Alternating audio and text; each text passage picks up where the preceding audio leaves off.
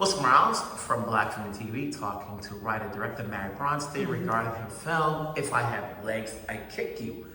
How did this story come about? You know, your first film came out a minute ago. A minute is a nice way to say it. A minute ago, and it's been some time, but you're back on the scene from behind the scene. Yes. How did it come about?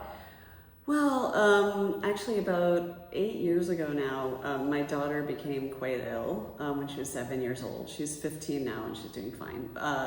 But we needed to go from New York City, where we live, to California to get a specific treatment that she needed. My husband needed to stay behind for work.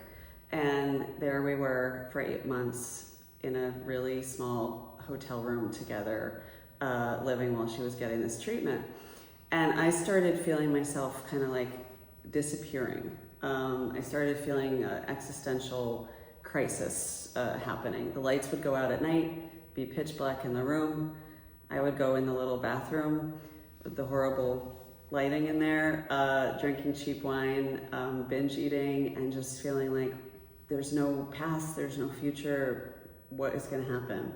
I ended up writing the film from that bathroom, from that physical place, but also from that emotional place. And my idea was to capture that feeling I was having on page and then put it on screen, because I had never seen something like that expressed before in a film. Were you ready to get back into the director's chair? Like you said, it's been some time, and then, because, we had the pandemic, we had the writer's strike, we had the actor's strike, all it's that. like all of that stuff is going on. You're like, okay, I'm sure you're trying to get back into the game is never easy, especially when you're putting it on paper. How many drafts did you go through before you think you got it? Oh, geez, how many drafts? Well, it was 2 years of refining the script. I would say at least a dozen drafts, before I was like, this is the final thing. And then there's always, the trap of being a writer is that there could always be another draft. And at some point you have to say, okay, I got it, I'm done. It took me about 2 years to do that. And then speaking of the writer's strike and the SAG strike, we shot sort of in the midst of that. We were one of the last films to get a waiver. And leading up to that, it was incredibly stressful. Waiting period to see if we would get to, because of course I was like, hey, like you said, I haven't made a film in a minute. Of course, now this is all happening, now that I'm trying to make a film. But we did it. It's almost like I use the word albatross because when you're trying to get it done and then you have these obstacles in your way. Absolutely. And it's like either you can put it to the side, like, okay, we've got strikes and strikes happening. Maybe it's meant not to be. Absolutely. But then you say, hey, you got to push it forward. You got to push it forward. I felt that, not that I wanted to make the movie, I felt I had to make the movie. And that's what pushed me forward. I had to. So every no that I got, every push, let's push it that I got, every, well, this actor can't do it, let's find another actor that I got, I just didn't stop. I kept going forward. And that's what I would say to artists, especially that are working on an independent level, is that you can't, there's never, it's like having a baby. There's never the right time to have a baby. If you decide to do it or not, it's like that with a movie. If you have to do it, if you have something to say, you can't let any of these things stop you. And I actually got, when we picture locked, I got this ring made for myself. It says tenacity on it, because that's what got me through. That's what got this movie made, essentially. Then there's Rose Byrne. Oh my God, it's like, yes. How did she come about, how did it come about where you got to get her? Yeah. I'm sure others, you said before, others may have said no, but she said yes. Yeah, she was always at the top of my list, because she has that really rare combo of somebody that has a really unique, innate understanding of comedy. In my film, there's comedy, but it's dark comedy, it's subtle comedy. So I needed someone who could do that, but also someone who could do the raw, visceral, turn yourself inside out kind of stuff that I needed also for this role. And that's a very small list of people. She was always at my top. And then I saw her in the show Physical. And I was like 15 minutes into the first episode, and I saw something in her that I hadn't seen in other roles. There was like a darkness that she's playing with there that I push 100 times more, but I saw it and I was like, I have to get her. I have to get her. I got her the script, and she responded to it so deeply. She understood the material so thoroughly. And wanted to do it, and she was actually going to shoot another season of her show, and so I waited a year to be able to work with her. And luckily, my other actors, Conan O'Brien and A$AP Rocky, who had already attached to do it, they were so bought into the project by that point that they waited also. Wow, you got A$AP Rocky. Conan is not so much seen as an actor, we all know, but he's in it. But A$AP is having obviously a great year, a resurgence, because this is not his breakout year. You know, he had dope years ago. Sure, he still has his day job as a rapper. His day job. You know, but between highs to lowest in this movie, it's like, oh, okay, A$AP Rocky is making the best of being in the business. Oh, he is, I call him a Renaissance man.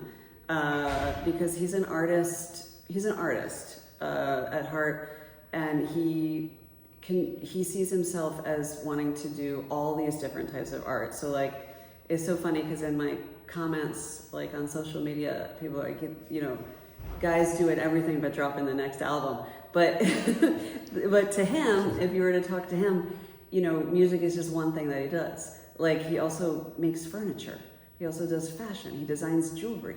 He came to my set with these, for his character, these seashell earrings that were gorgeous that he designed. And he was like, what do you think? Can my character wear? Yeah, your character can wear those earrings.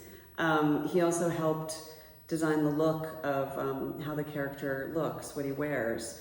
And he was very, but on set, he was very vulnerable, very open, very sort of boyish in a way, in the excitement that he had for giving control over, he gave total control and trust over to me.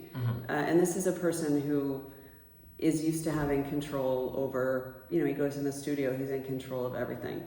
And that's what's beautiful about him, and I think why he's having this success with acting, because that's something you need to do. When you're putting this together, it's not easy to balance drama and comedy, you know, especially when it's a black comedy or a dry comedy. Yes. And, you know, with, you know, some of it, in order to get the laughs or different expressions, it's all about facial expressions. Totally. Yes. You know, so like, how do you work it? How many takes does it say, oh no, you have to have a certain look? Well, I was in the position where I had people, I was working with, well, Rose and Conan, who are both masters of comedy in their own different ways, that I could direct them with a feeling, and I call them, like you're talking about, I call them micro expressions, where someone can get a laugh just with like the way that they raise their eyebrow or the way that they move their eyeballs or something, and they're both masters of that. I'm also using close-ups, and so I would direct them just on the feeling of the beat that it's supposed to be, and they would deliver. Like, Rose makes some faces that I've watched the film obviously a million times between the editing and whatever, always makes me laugh no matter what, and that's the genius of understanding comedy from the inside, I think. What's the feeling now? You've played this movie at Sundance. It's been going through different festivals. You've been rewarded with accolades after accolades. Aww. It's still yet to be released. No, it has been released. Yes. You know, and it's still getting accolades. You know, it's like, you know, do you tell yourself, I should have done this years ago? You know, why did I wait so long? It's funny. That's a good question. I do have my moments where I'm like, you know, I wish that I wish that this, you know, that I had more movies under my belt at this point. But then I also realized I would not have been able to make this movie years ago. There's a lived experience and a maturity that I had to have to make this particular movie. So I don't have regrets in that way, but I will tell you that it's not going to be the same length of time between this and the next one. I want to get back on set as fast as possible. What's your takeaway from having done this, having read like reviews or critiques that helps you out skill set wise as a writer director moving forward? Yeah, wow, that's an amazing question.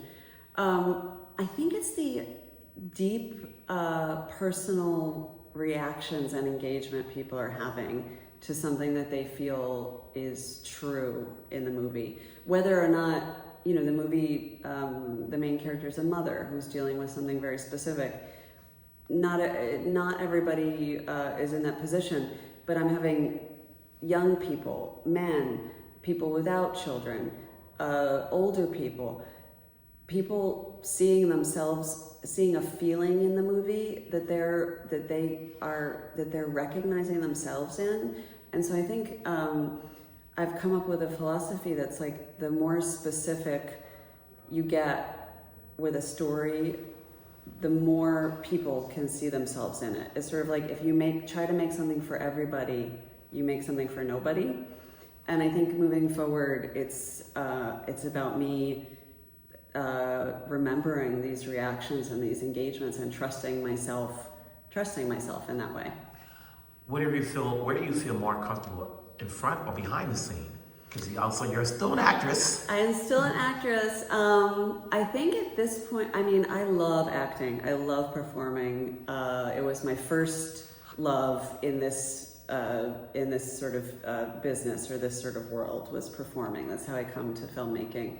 But I would say at this moment in time, it's behind the camera and it's at my keyboard.